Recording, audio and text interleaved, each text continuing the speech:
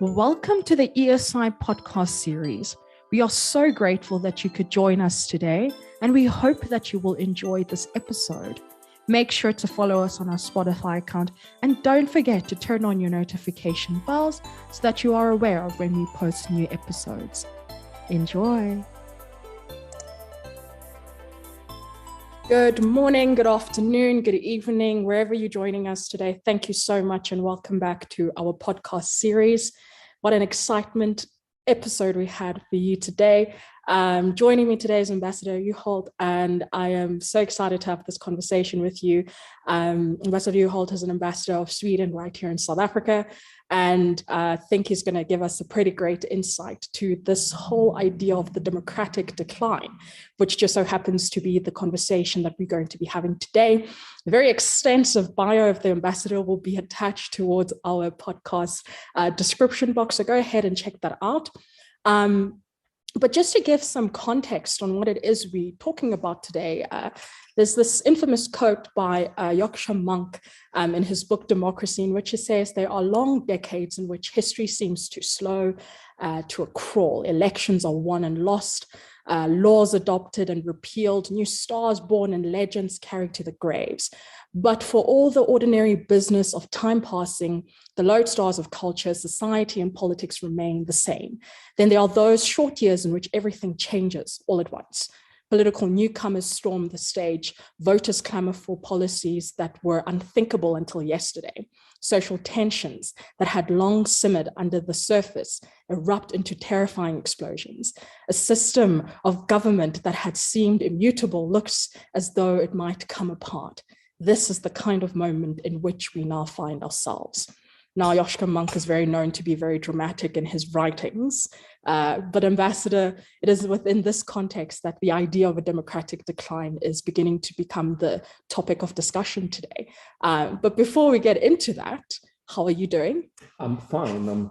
I'm here at the residence together with you, and I'm also very excited to have this discussion. I'm having some Swedish fika. You know, when Swedes we meet, we have some cinnamon buns and coffee to discuss whatever topics we would like to discuss. So I'm fine. Thank you. Brilliant. Awesome. I think before we even discuss the controversies and the conversations that are erupting behind the values of democracy and the principles with it, let's just start with the basics. What does democracy mean? And not just what does it mean? What does it mean to you? Well, for me, democracy is the question of human dignity. Democracy is not just a theory. Democracy is a way that we treat each other, how we come together to organize society, how we shape the future together based upon equal values. That's democracy for me. Sometimes when I talk to people, they say, well, democracy is the right to vote. It's so much more than that. It's a way to organize society. If you think that democracy is just that moment when we are at the ballot station giving our vote, and the rest of the time we are not involved in a democracy, then democracy is extremely fragile. So democracy is a way to organize our society, organize how we look upon each other and what we can do together to shape our future. And democracy, as you said, is in decline now. We can see all over the world authoritarian leaders gaining ground. So that's why we, Swedish embassy and the Swedish government, have decided to have a drive for democracy. We are concerned. And we need to do more to strengthen the ideas of democracy. I'm so glad you've brought up the idea that there's an increasing meta regime of authoritarianism, and we're seeing that trend. And particularly after 2016, that trend tended to increase a bit more with the rise of populism and just leaders taking advantage of the fact that people were feeling disillusioned by democracy. I think the question I have to ask over there is, in light of this democratic winter, if we can phrase it in that way, what do you think needs to happen for people to remember that democracy is not just about the voting? It has to do with their human dignity.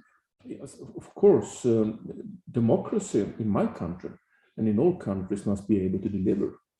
if democracy is not deliver service, if democracy is not deliver jobs, if democracy is not functioning in a way that we think that the country, society is on the right track, then of course people will ask themselves, well, do we really need democracy?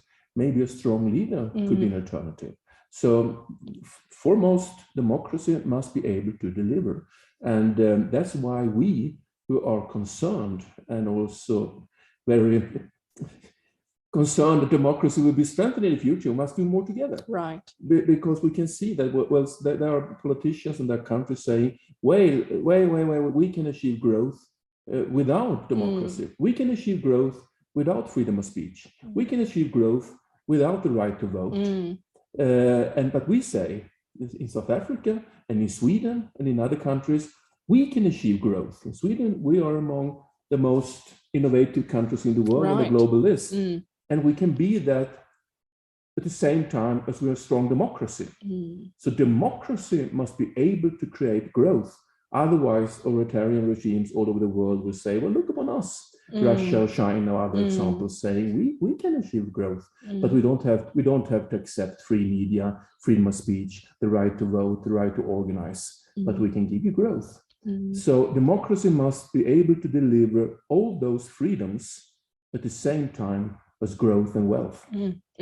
I think perhaps that is where the distrust in the system is starting to come in right now, where people are feeling as though there is no growth within this democratic system. Although perhaps people don't recognize the benefits that do come by being in a democracy, some things that you would not even think of as being part of the freedoms attached to your democracy. Something as simple as making a meme of your president in your country is protected, right, by democratic freedoms. Absolutely. But people, as a result of the COVID-19 pandemic, for example, have kind of said, listen, this pandemic has exposed to us how this democratic system is no longer functioning for us the way we want it to function. And now some would argue that the answer to that is now these authoritarian regimes. But you're right. You're absolutely right. But democracy is not the problem. The problem might be in different countries, in my country, other countries, leaders that we elect. Right. But democracy, the idea of democracy, the idea of human rights is not the problem. So if we in my country and other countries choose leader that cannot deliver on democracy, then we cannot blame democracy as such. So we must defend the ideas of democracy, say, and use that to organize, to strengthen our own knowledge, skills, setting up political parties, campaigning, whatever. Use the tools of democracy, but don't blame democracy. Right.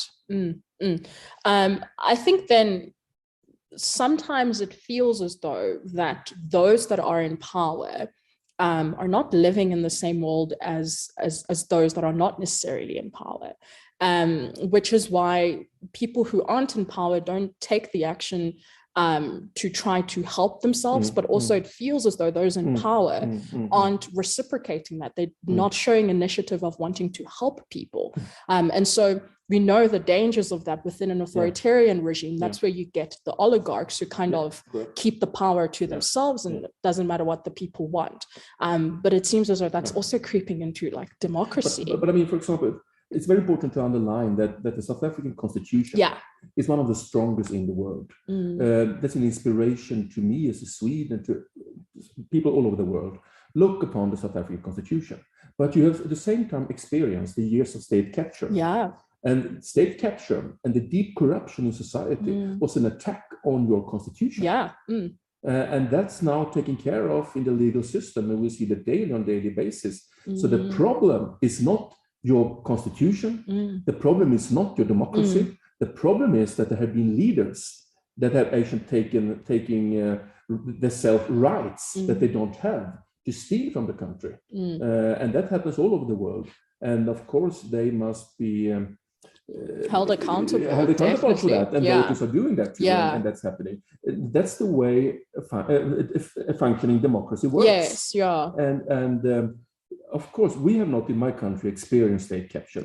But I can fully understand how furious, how desperate, how angry so many are when it's obvious that the leaders and so many high-ranking politicians and officials actually have done severe wrongdoings over years instead of investing the money into education or healthcare or hospitals or whatever. Of course, that's upsetting people, but democracy is not the problem. It's the way around. Democracy actually fought back on state capture. It was the free media and others who actually said, stop. So without democracy, this could have continued so much more longer. So democracy won that battle. And that's why we say democracy is the most effective, strongest weapons to protect our rights. Right. Yeah. So Ambassador, I actually do want to elaborate a little bit more on that, because you've touched on one of the tools, which is the role that media has played in exposing the problems, where there's question now on, if you will, this war that democracy is fighting on accountability, right? Okay, now they've been caught, now they've been exposed. How do we hold them accountable? And if we bring it a bit closer to the South African context, the tools for that would be going to go vote and taking people out of positions of power. But others feel as though there's no need for me to vote, and that's a way of me holding them accountable. To what ideas do you have towards that? It touches upon a wider question linked to fake media, fake news. You know, the president of the United States is telling a press conference what media you should trust and not trust.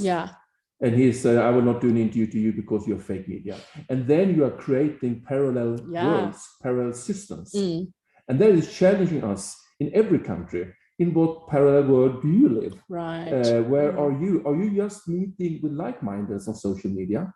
And then you just confirm your own thoughts all the time because you never get in contact with others who have a different opinion.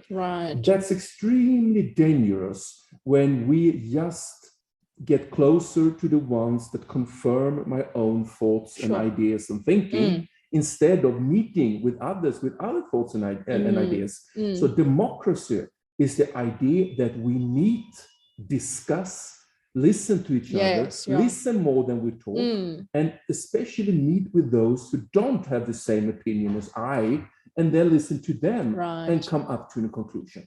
Now we are organizing ourselves in a new world among like-minded. And among like-minded, you are never challenged. Among like-minded, everyone will scratch your back and say, yes, I think the same way as you are doing, we have the same opinion and so on. And then we look upon others as enemies, opponents, because we never meet. And when the president of the United States actually sanctioned that way of dividing people, dividing country, is extremely dangerous.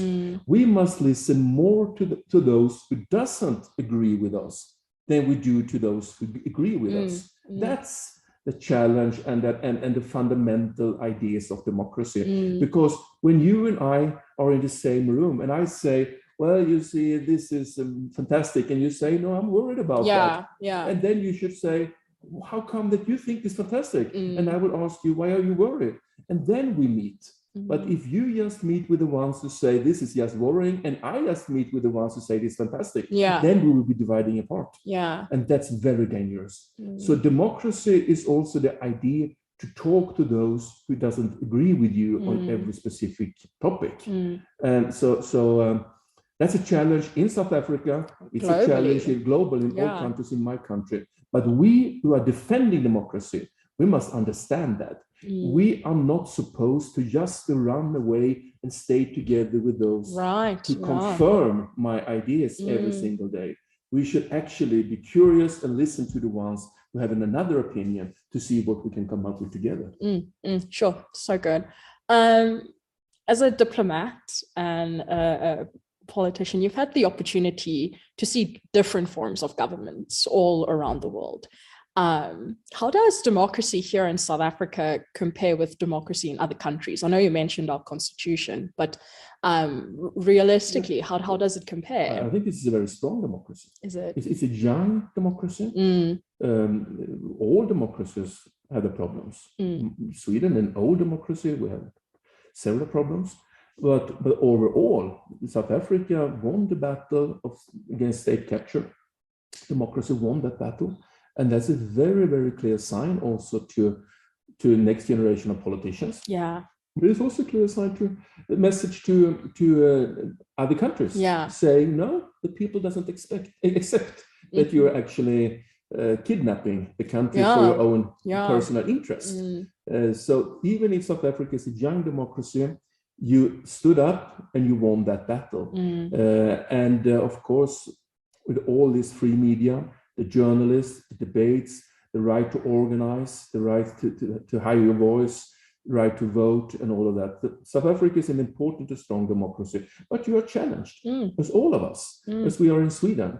We are challenged by everyone saying, well, this democracy doesn't deliver exactly what you wanted. Maybe you should have another system, more authoritarian system. Maybe you don't need this massive democracy that you actually have in your constitution. Democracy is not good enough, not effective enough, take too long time. You need to listen to so many. But the idea with democracy is not the fast track. The idea with democracy is that so many should be included as possible. So democracy is always like a spider net, more or less. If we just want the decision to be taken, then everyone could be equipped with a cell phone and then vote yes and no a couple of times. Would that be a democracy? No, because then you're never ever listening to anyone else. You just take the decision out of your own opinion. But the idea of democracy is you and I together, we will not just be 1 + 1, 2, we will be 3. Because together we come up with something extra that none of us have thought about. That's the idea of democracy. So democracy must deliver. Democracy must stand up for human rights. Democracy must be able to say, no, we are convinced that this model is so much better than authoritarian regimes. We don't need a strong leader here demanding everything that we should think or say. We don't need a country that controls social media. We don't need internet to be closed down because we are not grown up enough to use internet as we do in free countries. So if those authoritarian leaders says, well, we can give you growth, but you cannot use internet, you are not have the right to vote, you cannot organize, there will not be any free papers, well, then look upon countries that actually can do both growth and democracy. Sweden is one of those. Definitely. Like you mentioned, our democracy over here is still very young. And I think those who are dissatisfied with it are guilty of the instant gratification theme that's kind of going on globally, where you want results now and you want to see everything now. Instead of understanding that democracy is supposed to have its trial and error, because of the fact that there's inevitability of clashes between conversations and what people want, etc. I want to bring that a bit closer then to the young population. And I think South Africa is one of the countries in Africa that has the largest growing young population. And with the 2024 elections also coming up soon, it's basically a new electorate that's going to be coming out of it. I want to ask you, what role do you think we as the youth need to play in politics or in democratic activism moving forward? Well, the youth is the future. And if the future is not present among decision makers, then there will be no right decision taken on the future. So you must be there. You must organize. Sometimes I hear in Sweden, young people saying, well, politics is so difficult. I don't understand politics. I must say, bicycling is more difficult than politics.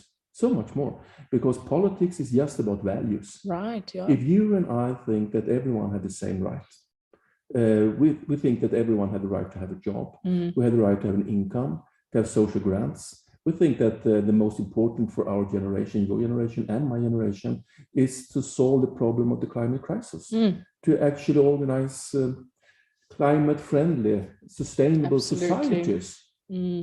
That's not difficult to come up to that conclusion. It's values. Democracy and politics is about values. And then politicians employ experts. Me, for example, I did 23 years in the Swedish parliament. And most of those years, I was the chairman of the Defense Commission, the Defense Committee. I have never been a soldier. I have never ever been a submarine captain. How dare you? I have no idea how to actually to fly and fight the plane. But I know exactly what it should be used for and how we should organize our armed forces, built upon values. And then, of course, we employ the experts, politicians involved in, for example, healthcare. Not so many of them are brain surgeons or can do operation, heart operation, treat a heart attack. Of course they can't, but they are there because they have the values. And then we employ doctors and others to do that kind of part. So politics is not difficult. Politics is values. And if you, listening to this, say, well, of course, I am very strong in my belief and strong in my values, well, then you're already a politician. Sure. Then you already know it's time to organize and see that others that share your values can work together with you to strengthen those values. Politics is the easiest thing in the world. It's more difficult to run a bicycle or drive a car. Sure. Or even do a podcast. Absolutely. It's much more difficult because values can no one take away from you. When you go to bed in the evening and you put your head on the pillow, the values you have there, that's what's inside you. And those values should be organized so they can be strengthened together with others. Sure. I am going to quote just that part, that politics is not difficult, when I go back to my third year class and tell them it comes from ambassador. because in politics, I can tell you my first experience. My first experience as a politician, member of Swedish Parliament, was the year 1994. The government had decided to close down a navy establishment at the coast. Because we needed to use the money for other things. So I was sent there to explain this to everyone that actually should lose their jobs, officers and all of those generals, or whatever they're called, admirals and everyone. And it was a dark room, with the spotlight on me. And I was the first 6 months in Parliament. And I couldn't see anything because they had put the spotlight in my eyes. I could hear that there was a lot of people out there. And I told them that this would be closed down now. And then one yelled to me, please tell me your military competence. And I said, this is not the question of military competence. This is a question of values. And I told him, all over the world, we have experience where generals and others take the decision deciding what politicians should do. In my country, it's the way around. We in Parliament decide what you should do. Sure. So this is not a politics is not a question of expertise. So politics is a question of values, and then of course you strengthen your skills. But if you're convinced in your values, then you are already a politician. And then you should decide in what way can I use my values to change the society. Because another society is possible. Change is possible. And the country will change, will be different. When you are in my age, South Africa will be completely different from what it is today. Sweden will also be. But it's up to you to decide in what direction. Will it be more democracy or less democracy? Will it be more of joint action, doing things together? Or will it be more of authoritarian regimes deciding what you should do? Everyone should have an opinion on that, I think, because the battle of democracy is ongoing right now. And in more than 50% of this Earth population are now living in countries where democracy is on decline. And that's worrying me, and the Swedish government is very concerned. So that's why we would like to do more together with people who actually are supporting and prepared to fight for democratic values. Because if something is wrong in society, democracy is not the problem. Lack of democracy can be a problem, but democracy as such is not the problem. It's deliver what democracy can deliver. That's the problem sometimes. I'm so glad that you brought it very close to saying that it is about values, because I think when you say it's about values, that attaches the ability for someone to say, but what can I do about it now, because it's so close to me, which is what democracy is supposed to be. It's supposed to be accessible. It's supposed to give people the arms and the legs to participate in society.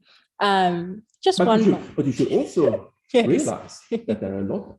Now talking as a former politician, there is a lot of politicians already on all levels that has a lot of power Yeah. And they like you to carry out their message, values, but they don't want you to take the power away from them. Yeah. So politics is always a battle to get into politics, but also to get the power. But use the power in the correct way, and make sure that you're organized together with others that share your values. That's the answer to the question. Oh, I think power is a very different conversation, and we could speak about that for a whole hour. Yes. Last thing, Ambassador, what do you love about this country? With this country? Yes. The people. Oh, brilliant. So many Swedes say South Africa is the most beautiful country in the world. That might be true, but trust me when I'm saying Sweden is very beautiful too. Our archipelago is absolutely amazing, and fjords and the countryside and the old cities, 1,000 years old cities, so beautiful. And there are so many places all over the world that is beautiful, but the people, South African people, the energy, the friendliness, the commitment to defend the democracy that I meet with among so many, especially among young people, saying, well, we realize that our father and mother's generation, they fought for the democracy that we now must protect. Absolutely. And in what way can we do that? That kind of energy I don't find in Sweden in the same way. So my answer to your question, what I fell in love with in South Africa is the people, especially the young people. Oh, I love it. Thank you so much, Ambassador, for this conversation. Thank you. You all heard it here, right, ladies and gentlemen? It's all about your values, and how we can continue upholding those values to protect our democracy. Our democracy might be in a decline, but it is not failing yet. Thank you very much, Ambassador, for this conversation. Until next time.